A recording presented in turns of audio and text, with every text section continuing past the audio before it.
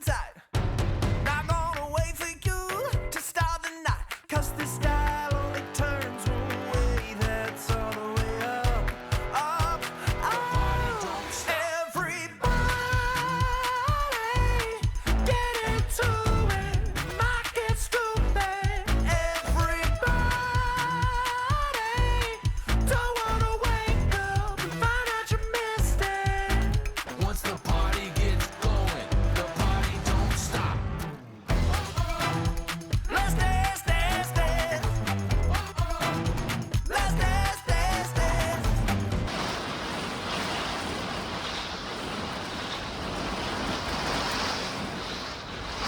Hello and welcome back to our super mega little rainy all year round Welsh and English YouTube spiffy little channel.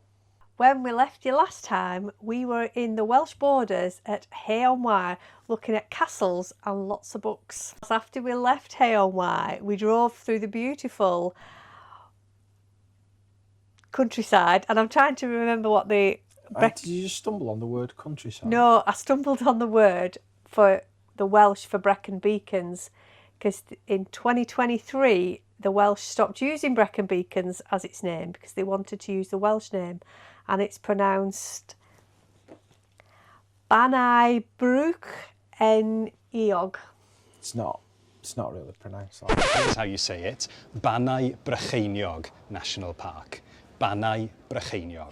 Just stop using the name and call it something else. You can, because basically what the Welsh wanted to do is to recognise that the beacons was about, in the old days, setting fires, which doesn't really fit with our ecological crisis at the moment, but also that Brychan was the 5th century king that lived in the area.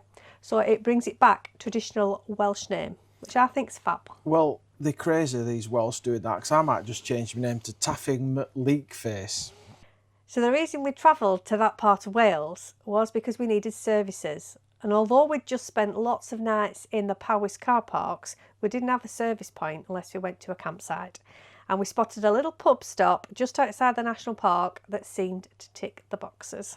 So we visited the Whistle Inn pub stop, which is in a place called Blaenmonge. to Blaenavon. Potato banana.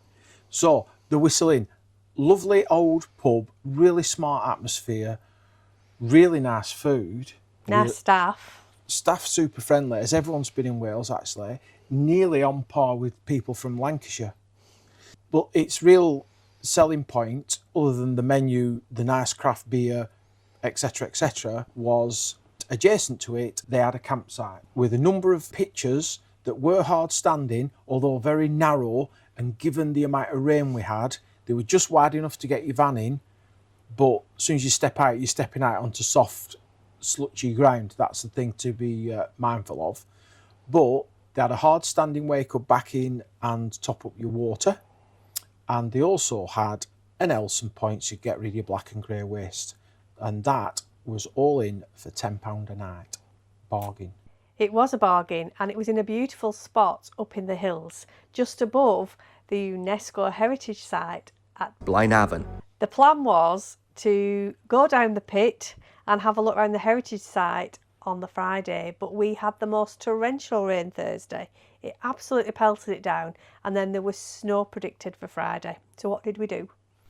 What did we do? Well, we basically suffered about 24 to 36 hours of non-stop torrential rain and winds that were 45, 50 mile an hour, so it weren't fun. So what did you do? Complained a lot. That's what I did. There's a surprise. So we came home. We knew we were never going to get that bottom bit of the border done in the time we had left, so because we only had a day left, so we just came home a little day earlier. But the reason we'd run out of time in Wales was because last week when we were in Powys, we took a little detour back into England to meet some friends, Sam, Tony and their beautiful Dalmatian Dunley, and we went to another UNESCO site at Ironbridge. And another pub stop. Another fabulous pub stop. Which means in this little mini episode, it's about 2 pub stops, one on the border and one just into England that are good value for money, near attractive sites for a day out that you may well be passing to and froing around the country. Boom. Nice link there, love.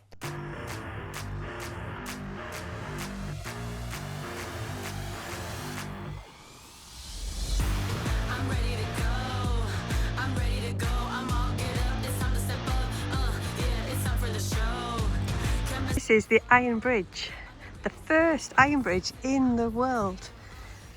And it kicked off the Industrial Revolution when Abraham Darby realised he could smelt iron with coke rather than charcoal because they were running out of trees. And once they'd cracked that, the Industrial Revolution took off. Really lovely to see.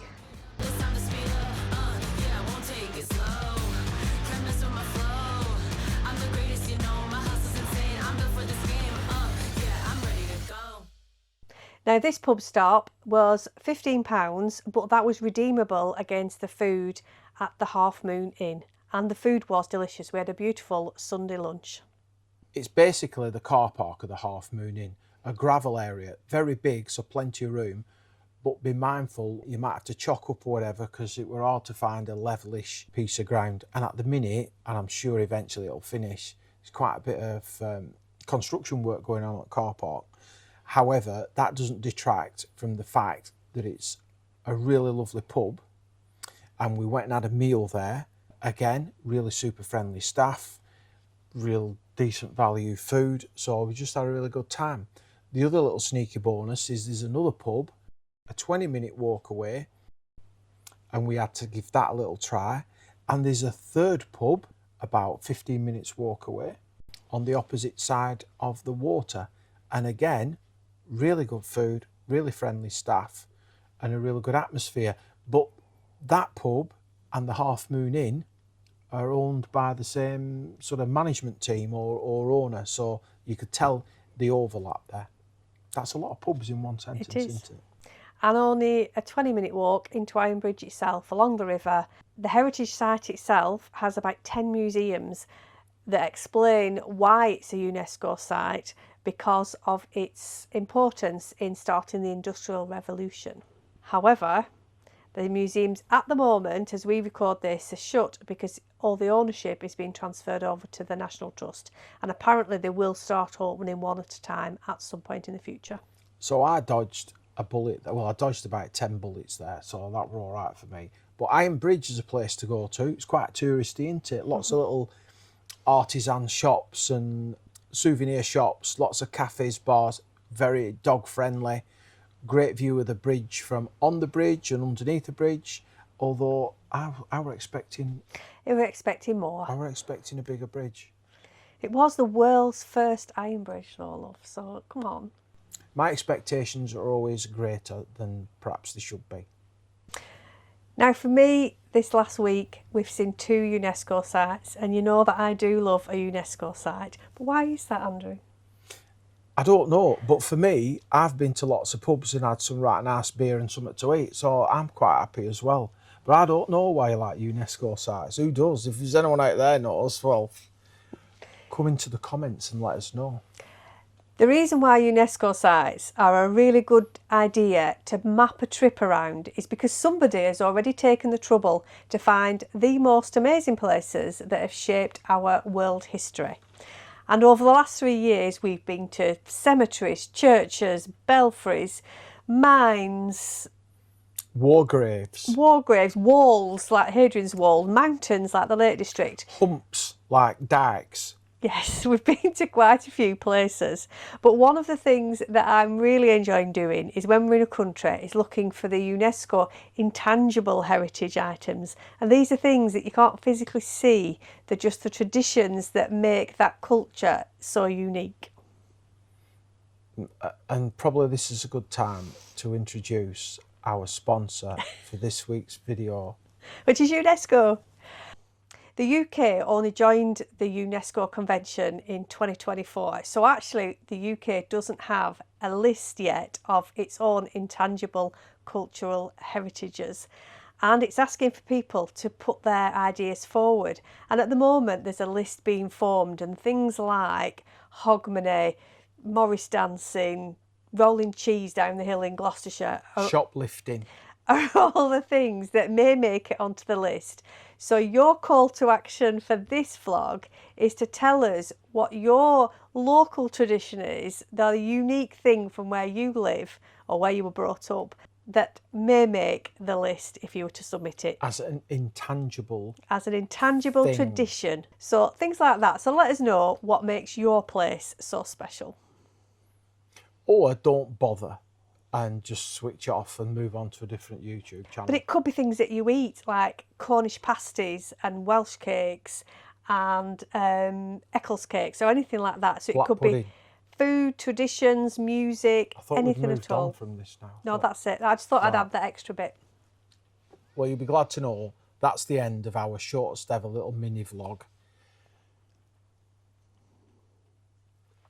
We have no idea where we'll be next week or what we'll be doing. We may not even have a vlog. So we'll just see you next time, whenever that may be. As always, thanks for tuning in. Thanks for the bants. Catch you next time.